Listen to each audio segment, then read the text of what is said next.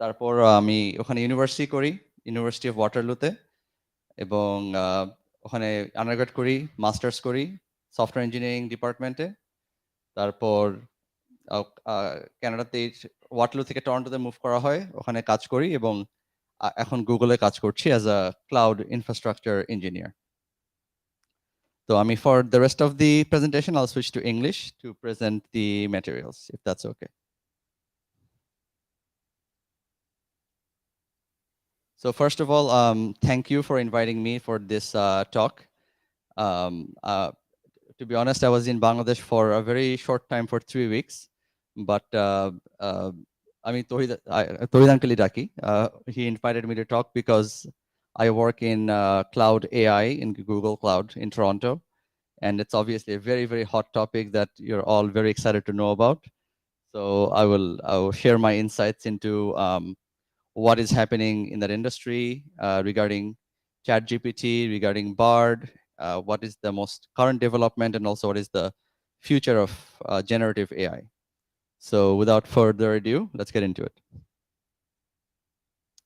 One thing I want to mention, first of all, is that this is a voluntary workshop that I'm doing that is offered through my invitation, as I said. And this is not in any way sponsored or hosted by Google directly. So I'm sharing my knowledge as a Googler.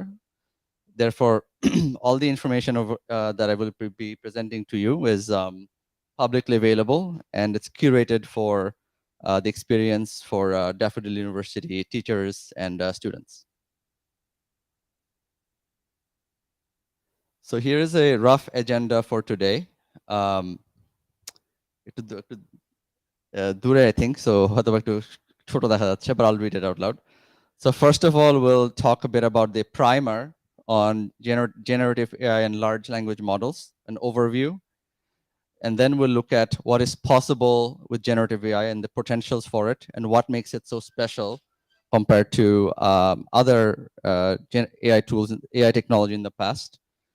And then thirdly, we'll look at prompt engineering and prompt tuning, which is one way of creating the best results for generative AI for different purposes. So we'll look a bit into that. And that is a very, very new topic that is, months old. So I'm excited to talk about that very much. Then we'll look at some demo on different, not just ChatGPT and Bard, but also different kinds of generative AI, like image processing, creating creative content like presentation and story writing in an assistive way, how to generate code using generative AI. So we'll look at some exciting examples of how to make the best use of these tools so that you can, explore your imagination of what you can do with it. And lastly, we'll look at some ethical impacts of AI, because it is at the same time very exciting, but also we have to be careful and responsible with it, and why we have to be responsible with it. And finally, we'll be looking at the future of generative AI and how to prepare for it, because it is a very disruptive technology, and we'll discuss more about that.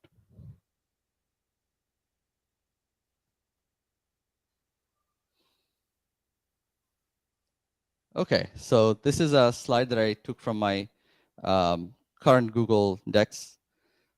So this is probably not the first time you've seen this concept, is that many people believe that the AI revolution is going to be similar to the fourth industrial revolution. So in 1784, we had the steam power, which started the industrial revolution, first industrial revolution. Then we had electricity. And in the 1970s, we had IT boom, which created computers. I think that smartphones were in the middle as like a disruptive technology.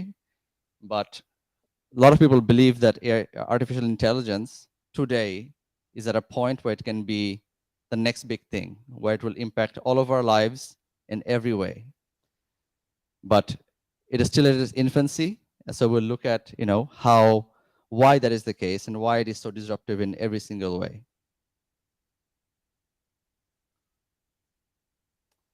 Here are some notable quotes from some leaders that you might be aware of. Bill Gates, for example, said, "Generative AI is one of the most exciting and potentially transformative technologies of our time. It has the potential to revolutionize the way we create content, learn, and interact with the world around us. Elon Musk, who has a different kind of approach to technology and AI in general, said generative AI is one of the most powerful technologies that humanity has ever developed. It has the potential to do great good, but it also has the potential to do great harm. And third, actually, is one of my favorite persona in the whole world. His name is Yuval Harari. I don't know if you've read his books, but if you haven't, I highly recommend. He's a historian and sociologist. And he said, generative AI is a technology that could potentially change the world more than anything since the invention of agriculture.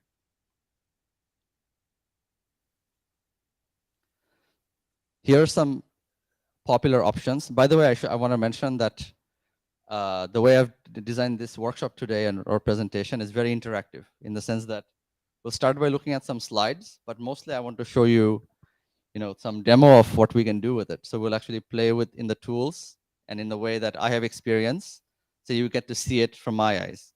So it's not going to be slides. I can tell you that. So here are some of the popular options. You might know some of them, and some of them might be new to you. But I wanted to present to you because I encourage you to try, because almost all of them are available for use. ChatGPT is probably the most common one that everyone knows at this point. It's a chatbot by OpenAI that's powered by large language models. Google Bard is in limited release right now. Google has a different stance on generative AI and large language models. It is currently released in the US and UK, but this year it will be released to the for general use, and it'll be available soon. There's DALL-E 2, which is the image generation from OpenAI. So for example, you can say, give a prompt text of what kind of image, art, diagram, sketch you want, and you can generate images based on generative AI. And once again, we'll look at all of them today. Tome is a way to create presentations and story in an illustrative format for using this technology. So you can say, create a presentation on this topic, and it'll make some presentations for you. I was tempted to do that, to be honest, but I decided to create my own slides. But we will create one on the spot regarding this topic, and you'll see which one is better, mine or the one from Tome. And finally, there's GitHub Copilot, which is the assistive coding for technology from GitHub. It is in enterprise version, so it's not the free version, but what it allows you to do is while you're writing code, it'll help you write code. So autocomplete, documentation, testing. If you want to understand a piece of code that someone else has written, it'll explain code to you in English language, or maybe in other languages too, I haven't checked, but such things.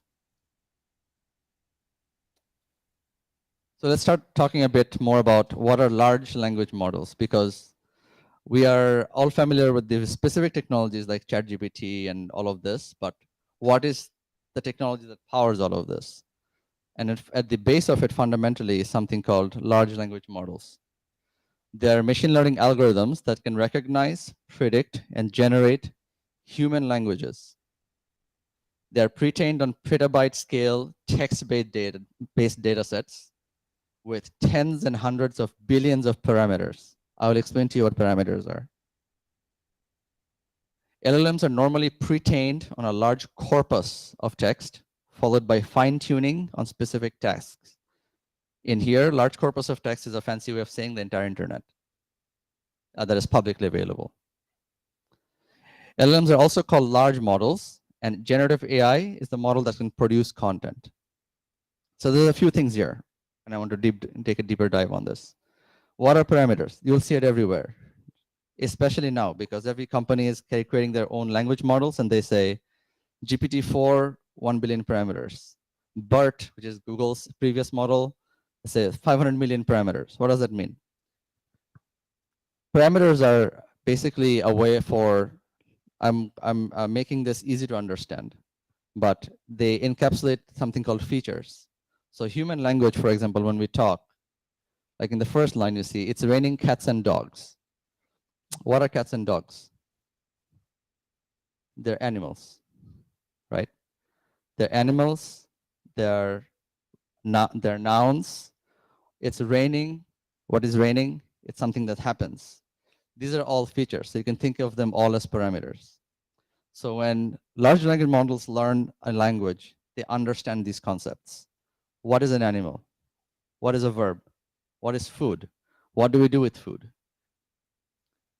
Paris is to France as Tokyo is to Japan.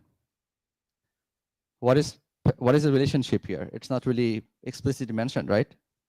They're both capital cities of a country. But when generative AI languages see this line, they know that it's a capital city because it has seen in other places what this means. That is a parameter that it has learned.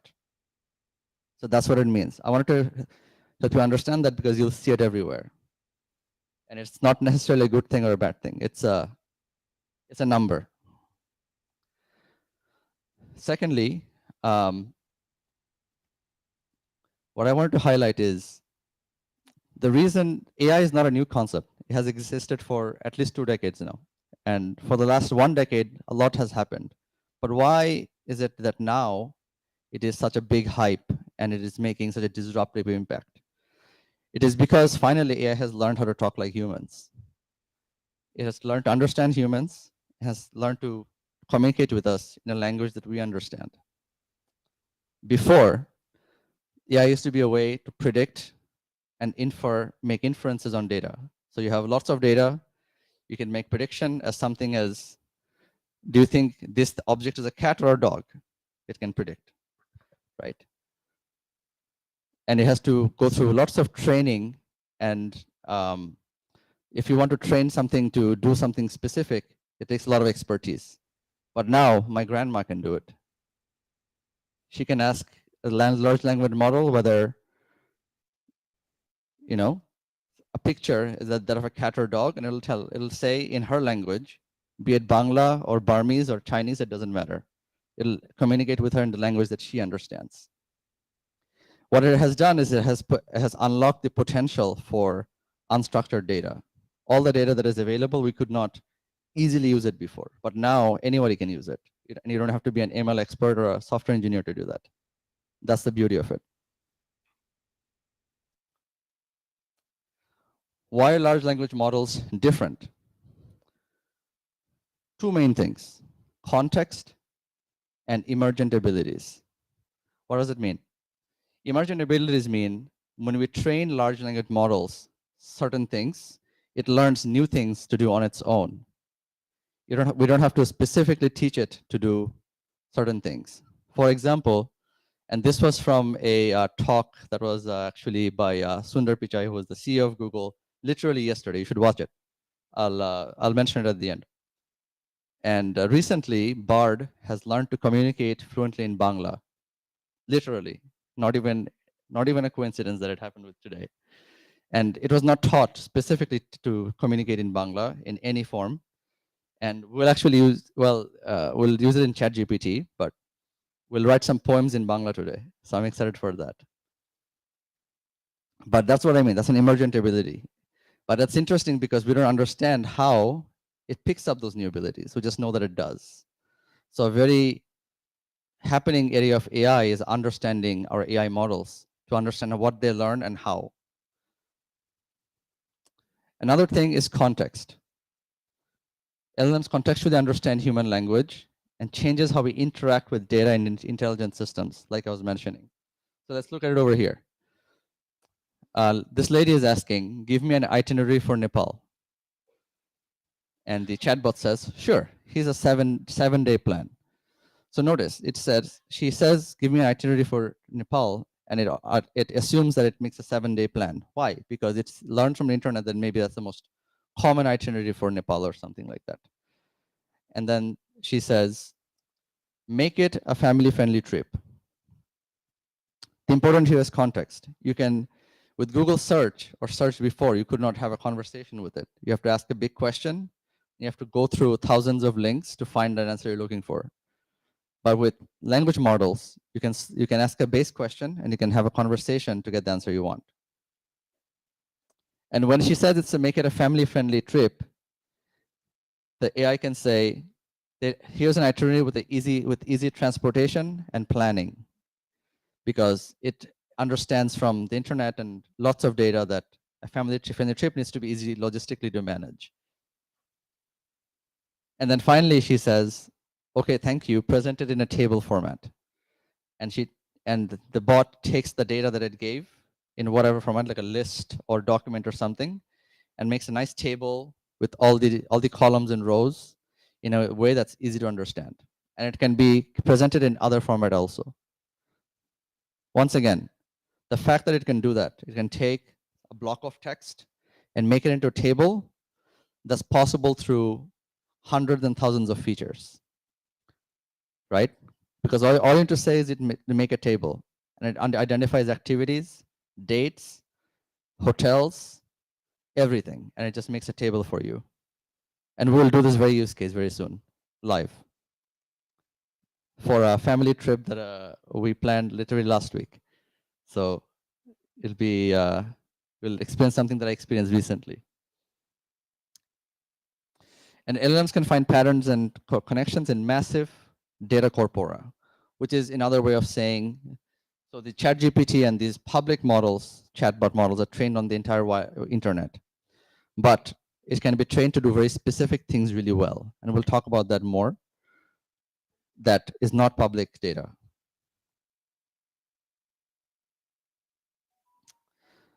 So finally, we've talked about large language models, but what is generative AI? Generative AI is something, a subset or something specific to large language models, because LLMs allow them to understand humans, but what do you do with it? You can make images with it, you can make video, you can make songs, and that's where generative AI comes in. And this is powered by an area of machine learning called deep learning. If you don't know much about deep learning, I don't want to get into it, but it's a very subset of machine learning that's powered by neural networks, which in a very broad overview is designed after how our human brain works. Is made with layers and neurons that capture information in the structure that they have. It is a type of artificial intelligence that can create new data, such as text, images, audio, and video, similar to the data that it was trained on. It can also learn to do new things called emergent abilities. The reason I want to mention this is because normally this is a chapter on its own, in the sense that if AI practitioners, computer scientists want to specialize on generative AI, they need to have expertise on deep learning, how to create models, how to define models. How do you instruct a model to do one particular task really well? And that's a topic we won't get into today, but that's why I want to mention it, so that you know, if you want to be more knowledgeable about this topic, this is the area that you're looking at. Okay, so now we'll get into more of the possibilities and use cases for generative AI. Here are some very broad topics: content creation, coding, enterprise, consumer. In content creation, we can write poems, stories, and articles. We can write summaries of texts. Let's say we don't have to write, we shouldn't need to write executive summaries anymore for our bosses. Just send them the document and they can just run it with ChatGPT or whatever, and they can get the summary in however many words they want. Coding. It can write code, explain code. It can help us simplify code. It can write test cases for us so that we know our code runs reliably. It can also help in translating, so that if you're, let's say, new to Python or Java and you don't understand what you're looking at, you can give this code to large language models. It'll understand the code and it'll tell you what it's doing. So it's a assistive way to learn. In enterprise, it's used for data cleanup, support interactions, for example, conversation AI bots, like in call centers. That's the word I'm looking for. In call center AI, you can have conversations that before used to be very, very annoying. Now with large language models, they can be done very efficiently. In consumer, this is my favorite, because this is something that we can all relate to. We can do interview prep. For example, for coding interviews, We can see what kind of questions are there, and we can get solutions right off the bat when we don't know. We can do tutorials and how-tos. The way I read books now, and I can read books that I could not read before because I was foreign. Let's say I'm trying to read a book on philosophy, which I don't know much about. But I read a chapter and I give to some LLM what I don't understand, and it explains it to me like I'm a high school student. And that is beautiful because in some ways, it makes the lives of teachers easier, right? Travel itineraries, we'll look at that. But you can make travel itineraries for many things. You can make recipes. We'll look at that one too. How you can ask for a recipe. You can in fact make recipes based on your favorite cooks and chefs. You can make workout routines. The sky is the limit. You can, if you can imagine something, you can probably do it. So it's really, it doesn't do justice to show this here. This is made to show you like what's possible, and you can explore a lot more.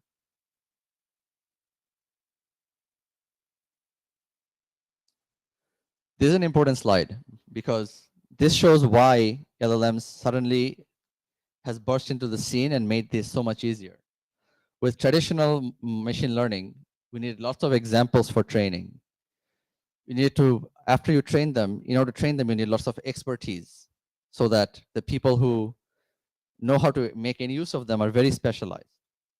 You don't need that anymore because the way these models are trained is on vast quote unquote corpora, and you can use them for anything you want. You don't need to be an expert. They used to be very compute intensive. Now they're just trained once and they're ready to go, and they're updated every often, not all the time. Focus on loss functions. Traditionally, so this is a bit particular, but before, machine learning models are trained to do one very particular stuff of function. Like for example, there'd be a machine learning model to distinguish dogs and cats. Now it can distinguish any animal in the world, and even dogs and fishes if you want. And that's why there is prompt design, and we'll look at that more on how to make these very big large language models behave in the way that you want.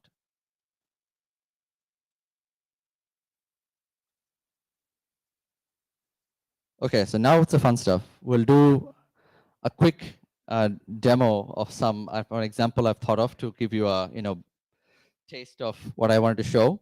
And then now for the rest of the topics, we'll essentially look at a topic and then look at some examples of how how that actually manifests in real life. So let's get into it.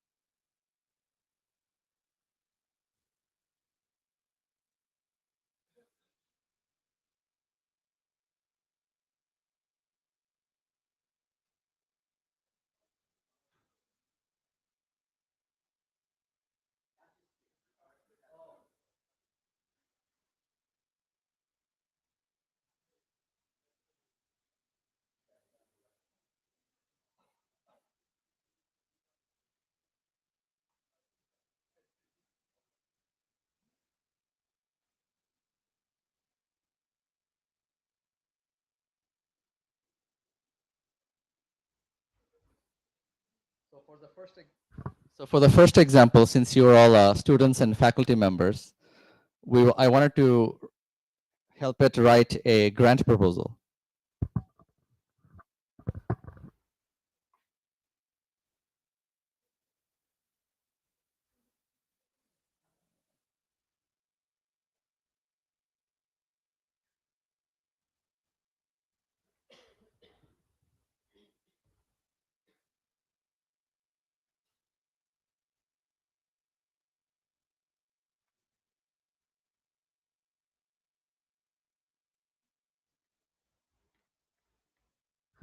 Okay, what we're trying to do is help write a grant proposal for a PhD student, research student, focusing on ethics of generative AI.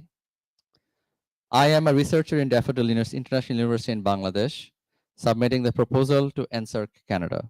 I'll just pick some arbitrary location, like you need a student, you need some what you're submitting, and you need some identity. So let's see what it gives us. Oh, what happened?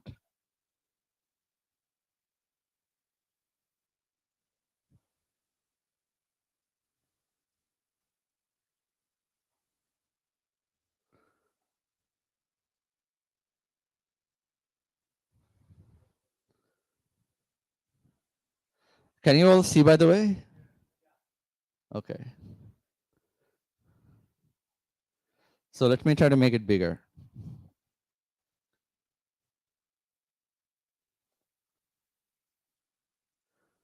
So I don't know, I'm not a faculty member. You're all the experts here, but it's saying, I'm writing to submit a grant proposal. I'm not going to read the whole thing, but it'll be project by a PhD student.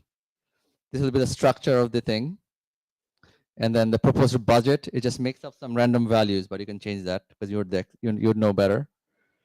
And then it's some in summary, what it's trying to do. Secondly, let's say, you have a good template to write a grant proposal, and now you want to share it with your faculty member colleagues. So what we can do is,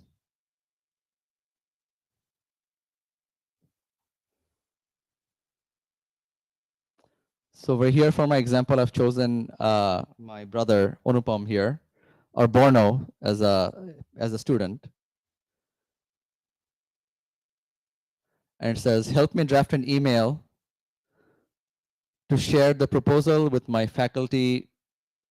Write it in a strong and sorry. So write in a strong and optimistic tone and highlight how bright my student is.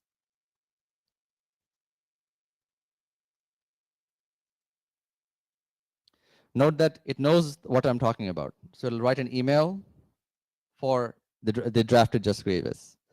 So it says, I'm writing to share with you a grant proposal. Network error. I might have to regenerate this.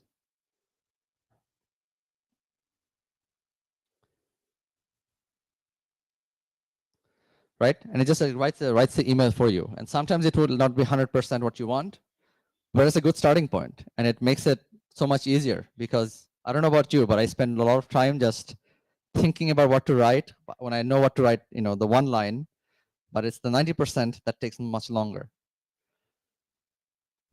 So that's just to give you an example of how I use it. I use it to do a lot of writing. Okay, let's get back to the slide. So now we'll talk a bit about like prompt engineering and prompt tuning.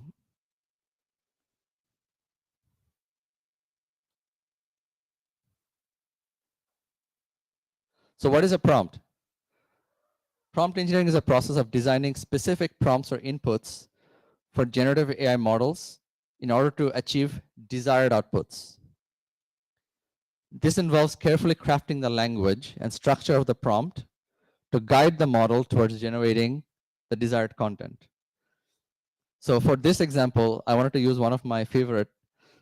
Growing up, during Ramzan, I used to see cook Keka Ferdowsi. She's a cook, and she was quite the character. So I wanted to see if I can create a recipe with her. So in the prompt, I give some context that you being the chatbot, are Keka Ferdowsi, I am a newlywed learning how to cook for the first time. And I, as the user, and this is how we write it in the chatbot. Give me a recipe I can make for my in-laws for Eid.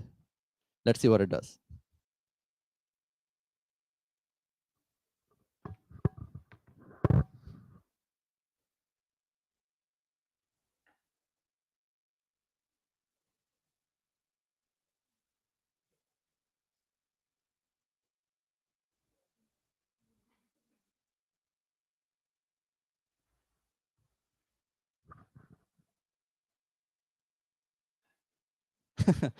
So it says, hello, congratulations on your marriage and Eid Mubarak. What is the recipe again?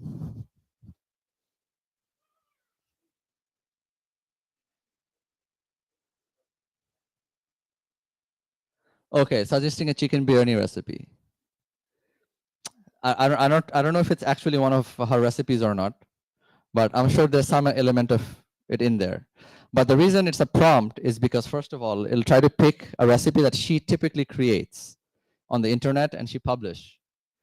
And then since I mentioned that I am new to cooking, it'll try to choose a recipe that is easy to make.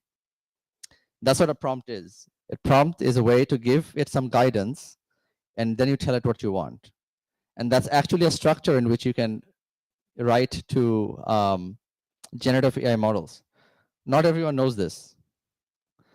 This is something that's possible to know because from engineers, because this is actually how it thinks. Normally people just write, do blah, blah, blah. But if you give it a prompt and then a user, it performs better on what you want to do. So let's take it a step further. Let's say my mother-in-law has diabetes. So my mother has diabetes, make the recipe appropriate for her. Note that I'm saying that she has diabetes. I'm not mentioning that to create something with less sugar. Actually, this might not work. Okay, let's say I say, because when I tried it, it was with, it gave a dessert. So let's say, I will say my father-in-law has heart disease and how to make it so that it's friendly for that.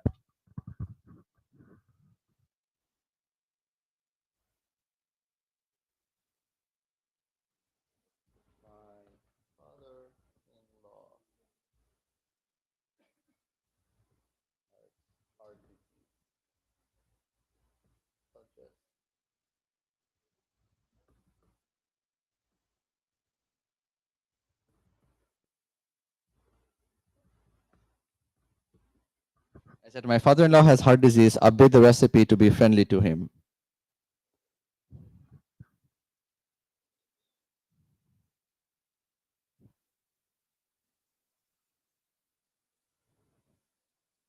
So it has substituted the things with low-fat yogurt, olive oil, and chicken broth.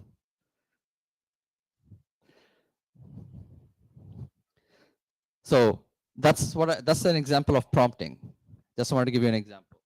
Is when you would want is a particular thing, but you give it some suggestions to guide it to the right way and have it in a conversational manner.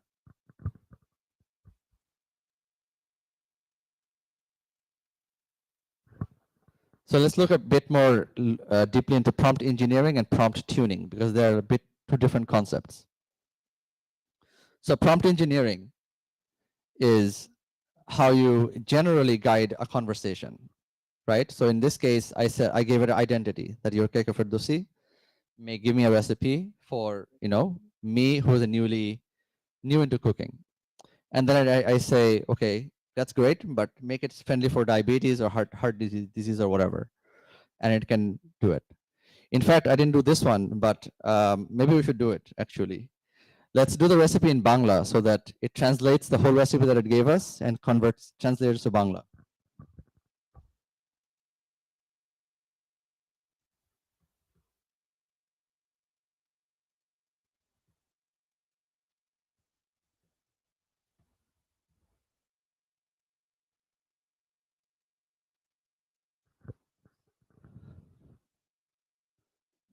See, it's just trying to write it in Bangla.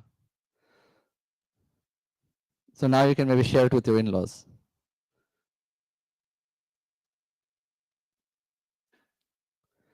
Right? So I don't want it to go through the whole thing, but just to give you an idea of what it can do.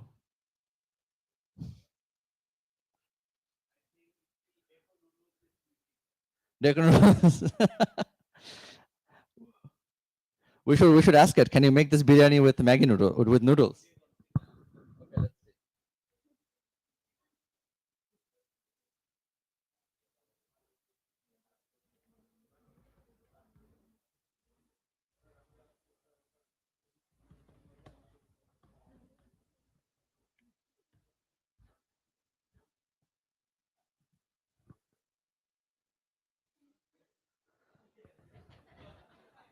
So look at that.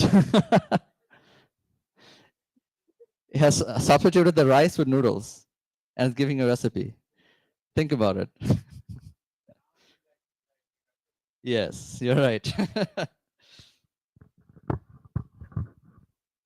So So now I want to show you something more specific. And this to me is even more interesting.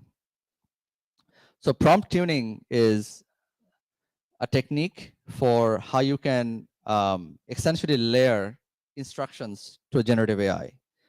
So basically what you can say is something like, um, you can do personalization. So let's say you say that your cake for this, which is your prompt, number one. And you can say have different recipes, one for your father-in-law who has, heart attack, heart disease, and one for your mother-in-law who has diabetes. And those are specific tuning. So in here, we'll use something specific. This is called a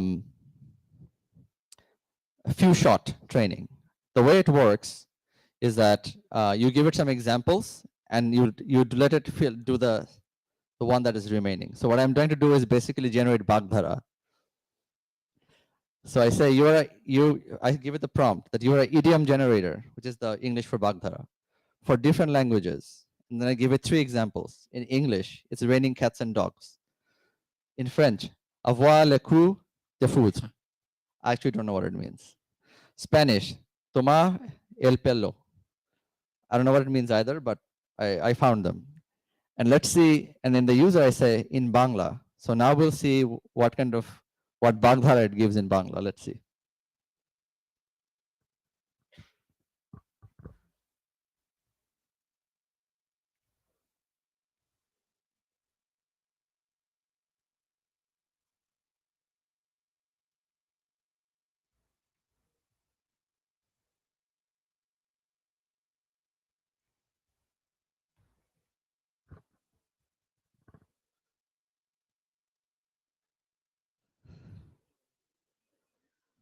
বিদ্যুৎ ঝরছে,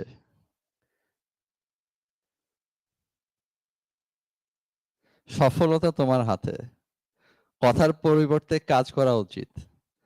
I don't know, maybe এগুলা বেশি ভালো বাগধারা না, but it's trying. Right? না, এটা আমি জাস্ট এক্সাম্পল দিয়েছি আর কি, যে এটা হচ্ছে এক্সাম্পল, ইডিয়ম কি, তো বাংলাতে এরকম একটা উদাহরণ দাও। At least that's what I tried, and that's what I was trying to do. But just to give you an idea what is possible, you can generate Bagdhara. You can probably say, what's a good Bagdhara? Can someone give me an idea? Let's try to see if it can guess that. Okalkush. Huh? অমাবস্যার চাঁদ. Okay, how do I describe this? মানে অনেক, okay, অনেক rare একটা জিনিস, right?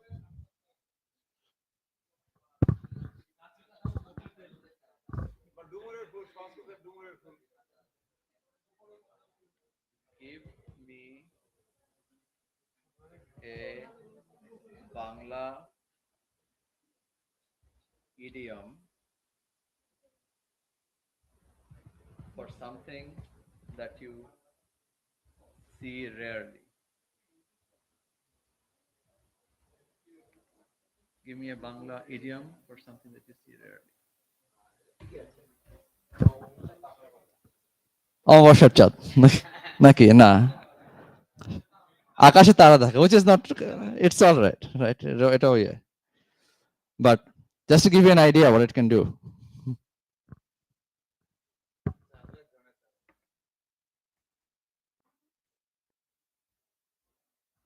So prompt tuning applications, I wanted to give you some general idea of what are some techniques, and there's many techniques. So the one we just saw is few shot, which is called giving the model some examples followed by the user input. The examples can capture different features of different results. So for example, in this case, we give different languages. Personalization.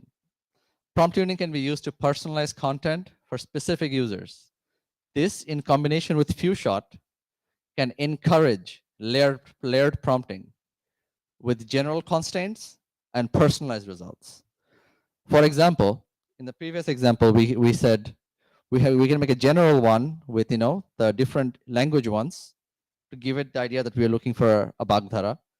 And we can say, finally, last one, the personalized one, like, I like, I don't know, for example, the one we used, right? That can be a personalized one.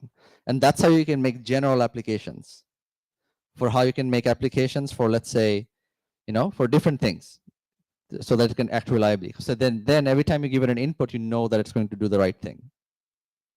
Finally, context. Prompt tuning can generally be used to set more context for accurate results, such as giving roles, document types, audience, etc. We kind of use this. So like for roles, we gave it the role of Keka Ferdowsi. For document type, you can help it create a resume or a draft proposal.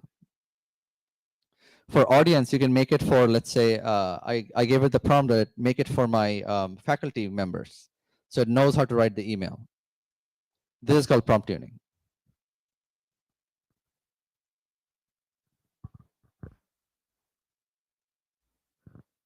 Okay, so now we'll look at some more demos for more use cases. And here we'll look at large language models. We'll look at image generation with DALL-E, and we'll also look at creating presentation with Tome. I think we're going a little bit over. I'll continue, but if you want to leave, it's okay. Sorry for the delay.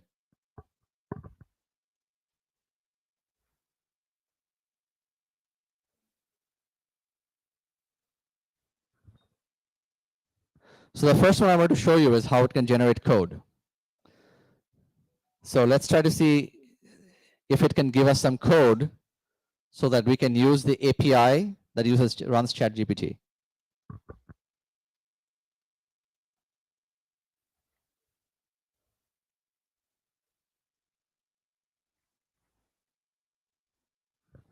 So I said, give me an example code snippet in Python to use the OpenAI chat API.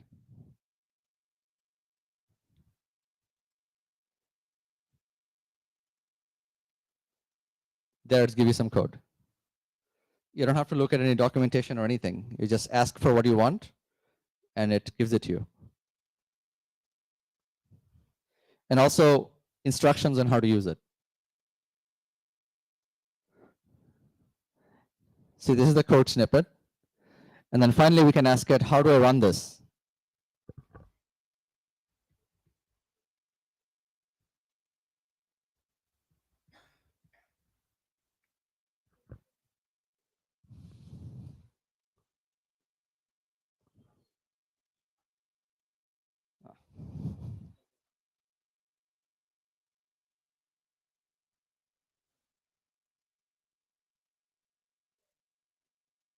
It went away. But anyways, you get the point. Is you can generate code.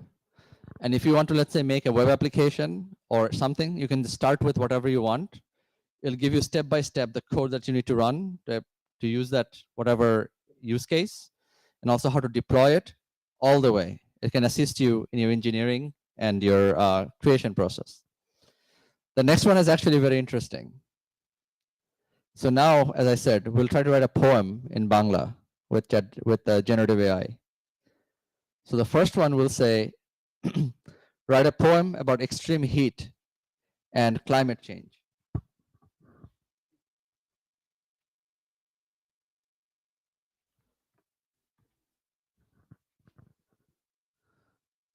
It's writing a poem.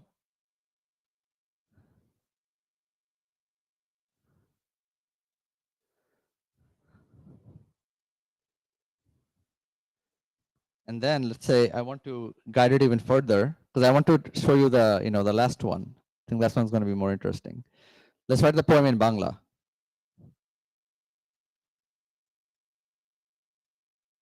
So we say, write it in Bangla.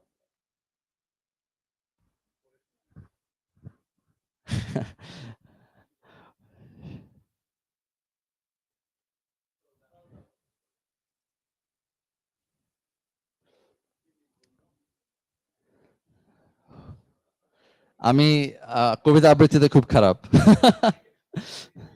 দুনিয়া জ্বলছে তাপমাত্রা চড়ে চড়ে যাচ্ছে পরস্পর, যে তাপমাত্রা আমরা পর্যবেক্ষণ করি না, সে পারে কর ঘাটানো অবস্থা তৈরি। আওয়াজটা মোটা, আবহাওয়া মোটা হয়, সূর্য উজ্জ্বল হয়ে উঠছে। খুব বেশি ভালো লেখেনি।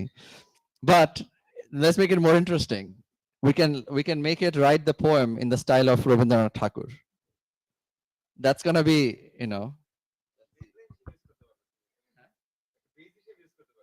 Right. Write this poem as if you are.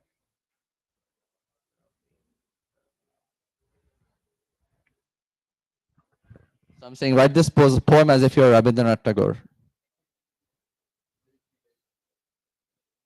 কি আঙ্কেল আপনি কি পড়ে শুনতে চান? আমি তো এত দূর থেকে দেখবো না, কাছে যাইতে হবে। Let's see. আহ, বিশ্বটা জ্বলছে অত্যাধ আচ্ছা, আমি এই পাশ থেকে জ্বলি। বিশ্বটা জ্বলছে, অত্যাধুনিক তাপমাত্রা হাতে নেই। আবহাওয়ার সারস্য হলুদ, সূর্যোদয় উদ্ভাসিত জ্বলন্তরে। দিন ব্যাপক হয়ে উঠছে রাত, জলবায়ু পরিবর্তন নেওয়া যাচ্ছে সাধারণ থেকে, পারে না কেউ নেই। তাপমাত্রা চড়ছে উপরে, জলবায়ুর সমস্যা হচ্ছে সব জাতির। মৃত জলবিহীন শীতল পর্বতে দুঃখজনক হয়ে নামাচ্ছে আবহাওয়ার মধ্যে। তীব্র উষ্ণতা সব জমি আর নষ্ট করছে মানব জাতির। দুনিয়া সব বদলে যাচ্ছে, সেই পরিবর্তনের সমস্ত ভুল সমাহার হচ্ছে ভারতের। এইটুকু কেবল ইন্ডিয়া আসছে, আর কিছু দেখি নাই। শীতল সৈকতে হিমের বৃষ্টি বাড়িতে থাকিত এখানে কিছুটা মিল পাওয়া গেছে। এখনো মুখোমুখি হয়ে দাঁড়ায় স্থলে, জলবিহীন জল চেয়ে বেড়ায়। আমার দায়িত্ব সে কর্ম যা করে নিজ মানব জাতিকে নাকি মুক্ত করা, জলবায়ু পরিবর্তনের হাত থেকে হয়তো করছে। এটা রবীন্দ্রনাথ ঠাকুর দেখলে হার্টফুল করবে। But you know, that's what it tries to do. You can give it to prompt it to do things like that. Second thing I wanted to do, as I mentioned,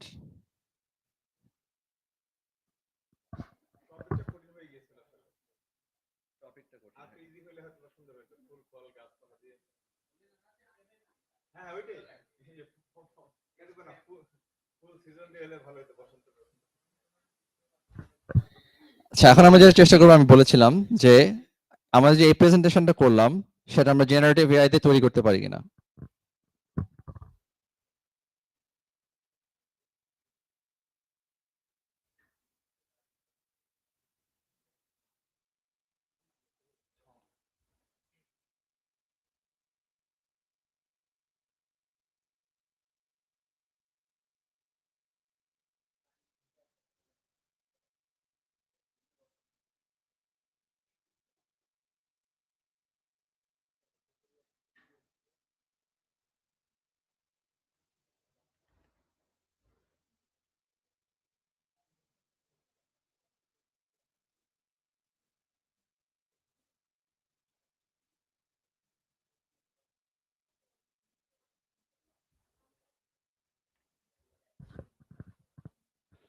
Okay, so what I'm saying it to do is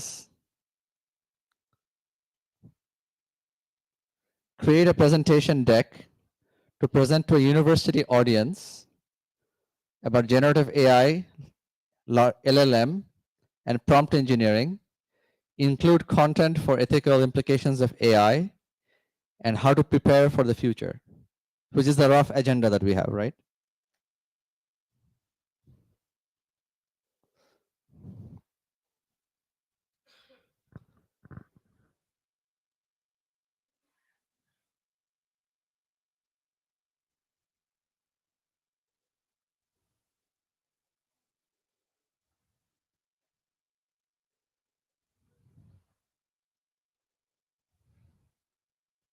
Okay, so it has created a presentation. Let's take a look.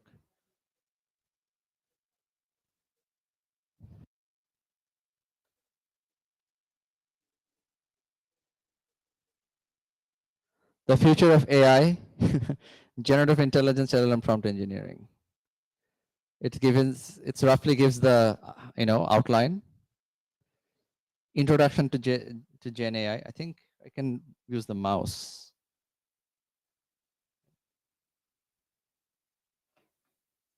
Yes. Yeah, so it gives some introduction to generative AI with some pictures that it also generates, by the way. It gives some understanding of LLM. So LLM stands for large language model. It is a technique for natural language processing for on large amounts of data. Oh, sorry. It talks about prompt engineering. It talks about ethical implications of AI. And it's about preparing for the future. So since we haven't covered these two slides yet, let's take a look at these two and see if it matches mine. So ethical implication of AI. As AI becomes more advanced, it raises several ethical concerns. One of the main concerns is bias in AI systems. Since AI models are trained on historical data, they can perpetuate existing biases. Another concern is impact of AI on employment. As AI systems become more capable, they can replace human workers. So anyways, as you can see, this is a tool, for example, that is used for creating presentations. You can just give it a prompt to describe what you want to do, and it'll just create the presentations for you that you can present. You can also create, I don't want to give a walkthrough of it.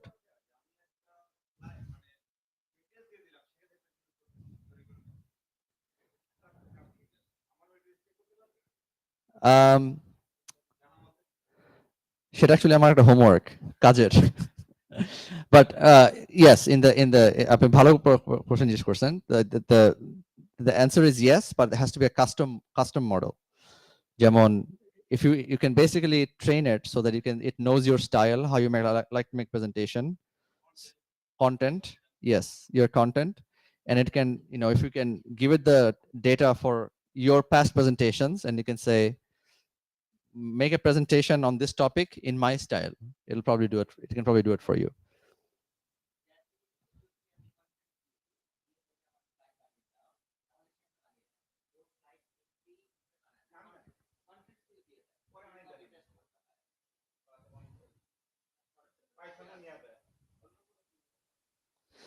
আচ্ছা আমার আরেকটা মানে demonstration দেখাতে চাচ্ছিলাম but আমরা just we're getting over time, so I can show it or I can go to the final two slides. Which one do you want? দেখাবো, আচ্ছা ঠিক আছে.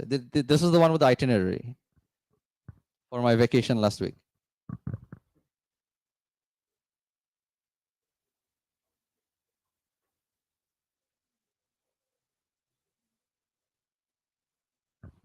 So গত সপ্তাহে আমরা পরিবার মিলে শ্রীলঙ্কা গিয়েছিলাম. So we planned the trip to Sri Lanka with a travel agent. So we said, help us plan a 1-week trip. So she basically sent us this entire email with the whole plan. And as you can see, obviously it has a lot of details, but I want to get a summary of this in table format. So that's easy to see, that when I'm on the go during my travel. So what I want to do is I want to take this, I will copy paste it straight up, like when I edit 9. I will say at the top,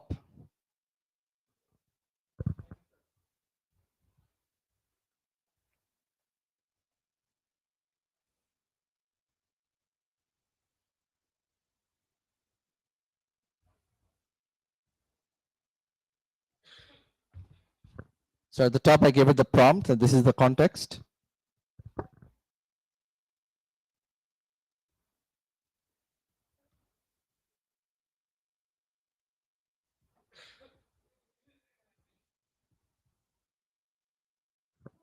And I say, show this itinerary in a table format.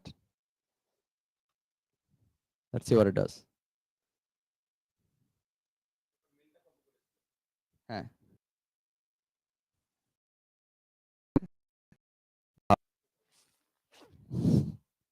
But it works.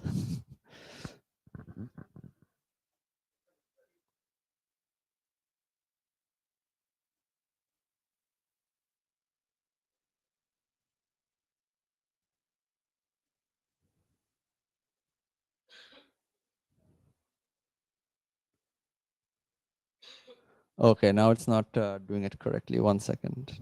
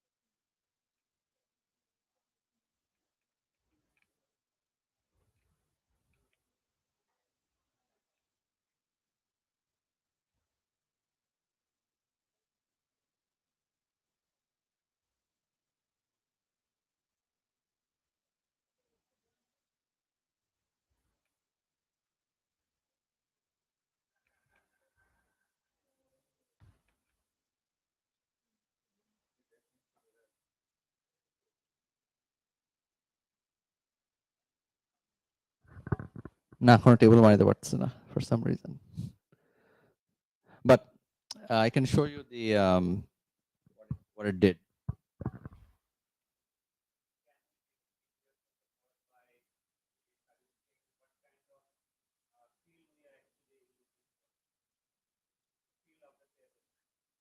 Yeah, let's try that.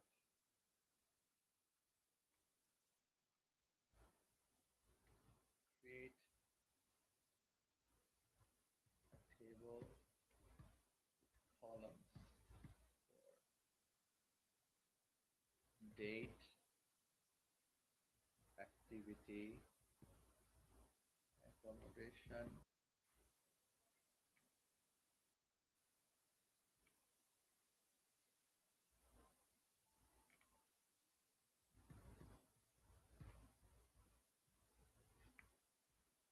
Create a table for laboratory. Ah, okay. See, it's now works. See, you figured out already.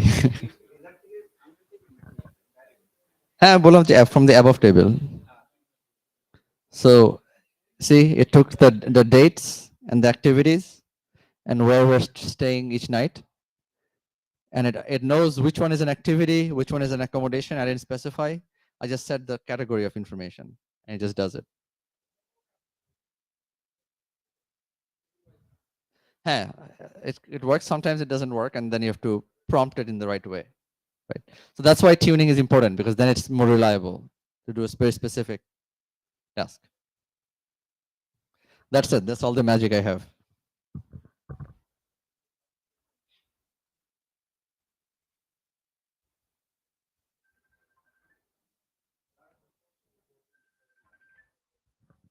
So now we'll look at two final topics: ethics of AI and preparing for the future. Hey, by the way, কারো কোনো প্রশ্ন আছে before we go to the final ones? We can ask questions afterwards also, up to you.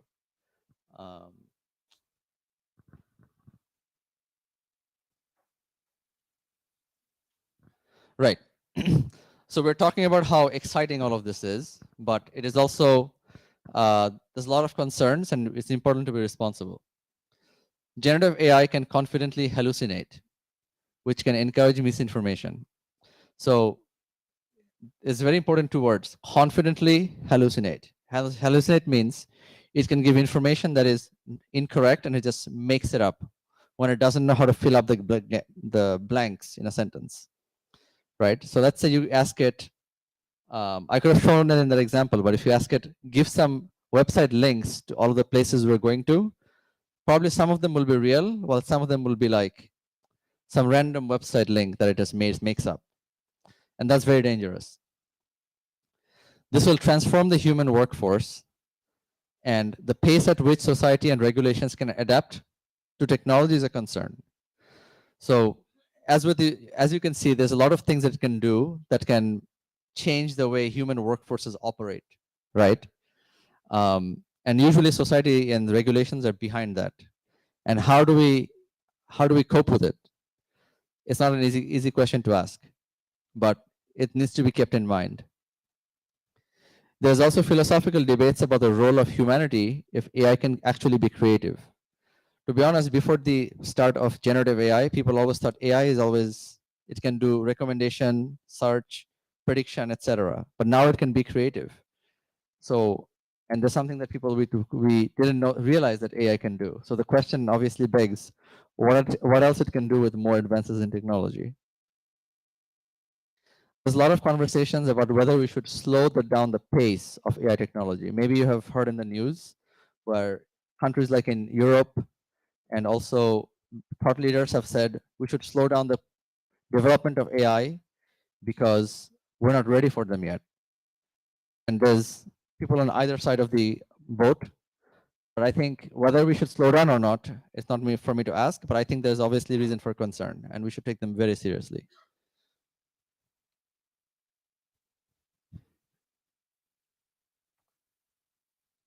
Finally, preparing for the future. So far we have been seeing, but you have also only seen basically chatbots and stuff like, prompts to create presentations is the only different one you've seen, which maybe you haven't seen before today. But this is only scratching the surface. Chatbots such as ChatGPT and Bard are very, very primitive tools. The gold mine of custom models will truly unlock the potential for unstructured data. So that is the real gold mine of generative AI. Imagine, for example, in legal, if you could train an AI model on the entire legal text of a country and all the history of jurisdictions and verdicts that were made that can be used in court by judges and lawyers to make decisions, so that it's basically aids the justice system. For healthcare, imagine if a doctor had a superpowered AI assistant who tells them about helping them with diagnosis based on all patient data across the world when they're making a decision. And also, they can also check for blind spot. Let's say a doctor makes a diagnosis and they don't realize that there's some case with this patient that they didn't know about. And it highlights that you should consider this point because this patient has this characteristic. Why would you not use that? That is transformative. In education, as I said, mentioned, now I feel confident learning about anything, and it can, essentially present content for learning that is curated for anyone. If someone wants to learn things in a tone, in a very strong tone, or a very passive tone, or a very, summarized tone, it can curate content that you like to learn with. It can also give you explanations in the level that you feel comfortable with. Like I said, I often ask explanations in the level of a high school student because I don't know about that topic. So it has massive implications for education because these are things that often humans cannot present information that way. What about in finance? You can train a model on the way, let's say, social media and then financial trends to predict stock prices and also how trading works. It can have massive implications with real-time model training, which is very expensive but doable. Finally, beyond text, all we've seen right now is with text. But what about media such as image, video, and personal assistants? Imagine getting a live recipe recommendation based on your items that you have in the fridge. If you have a camera and it knows what is in your fridge, it can tell you that today you can make this or this and that. That would be amazing.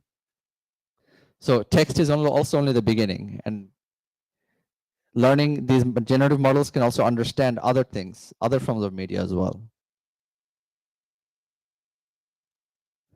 Finally, I should talk about what Google is doing on generative AI, because today I've been showing you presentations with ChatGPT, which is not by Google. So Google has a very different stance on generative AI. It's centered on something called AI principles. There are 7 principles, but summary of them is responsible, reliable, secure data, and so that AI models cannot produce harm to users. And there are many things. That's why they're slow in deploying their models. And they have a lot of potential to cause harm and misinformation. But there's lots of plans. I can tell you this much, that Google is going through a huge transformation right now in every possible way to be ready for AI. Google Bard will be made available to everyone by later this year. Next 23 is happening in May when it will be released. Platform for innovation. The vision is that everyone should be able to use AI to innovate in whatever way they want, and they don't need to be an AI practitioner or whatever to do it. So allow anyone to innovate using AI with upcoming easy to use tools and software. That is also some things that are coming up. They're also the pioneers of generative AI in research and development with unmatched data and computational capacity. So that's something that is one of the biggest resources that they have that I feel proud to be able to work with in such technologies. And finally, it is focused on cloud-enabled AI solutions to meet computational demands. I don't want to talk more about cloud computing, but it is, maybe you know a bit more about it, but it's basically computing hosted in cloud solutions so that it can scale across regions, across any demand necessary, and using software as a service tools. So instead of running these models in your local computers, they'll be running in the cloud, and you can just use them with your accounts. And finally, how to prepare. This is the last slide, I promise. As I mentioned, we're still at the infancy, and it's important to understand that, because it might be tempting to think, okay, we are here, and then I should rush into doing things. I think it's important to understand and take it slow and do the right things. It is important to have understanding of this technology and artificial intelligence in general. Most experts believe that Gen AI will fuel the popularity of other AI ML technologies. Like I said, Gen AI is just the newest thing, but that made it accessible to everyone. But there's also the past 20 years of research that now will become more accessible. Learning and adapt. I think this is the two most important thing. It's important more than ever to learn how to use this technology. Gen AI makes it approachable to non-technical users, so sky is the limit for creativity. Adapt. This will definitely impact many job fields, so it's important to adapt for everyone. At least near term, AI will play an assistive role in professions, helping us to do more. For example, in the case of narrative writing or coding or anything, or emails, is being our assistant, right? It's not quite replacing us yet. So it's important to use these tools. And finally, being responsible. It is important to be responsible with this powerful technology as society and regulations trail the industry. Being aware of abuse and exploitation is paramount. And that's all I have for you today. Thank you so much once again for coming. It was my pleasure. I'm happy to take any questions and talk. I'm here. And once again, thank you so much for coming. I hope you found it very exciting.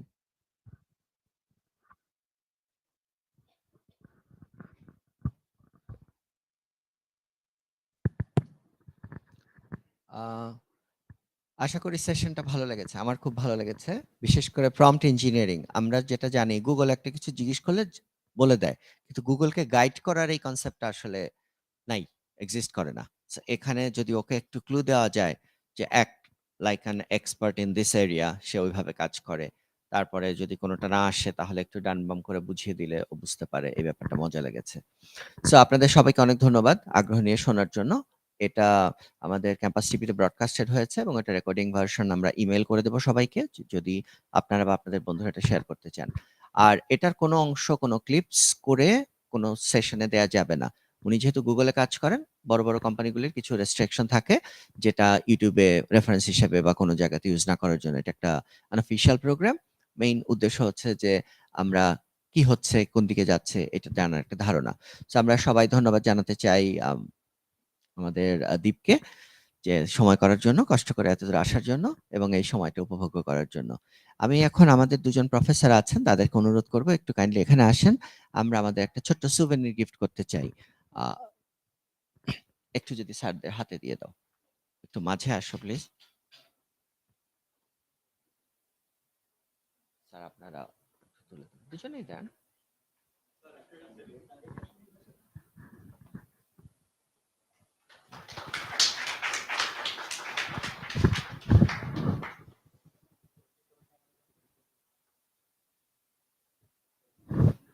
Thank you. এর সাথে আমাদের programme শেষ হচ্ছে। সবাইকে অনেক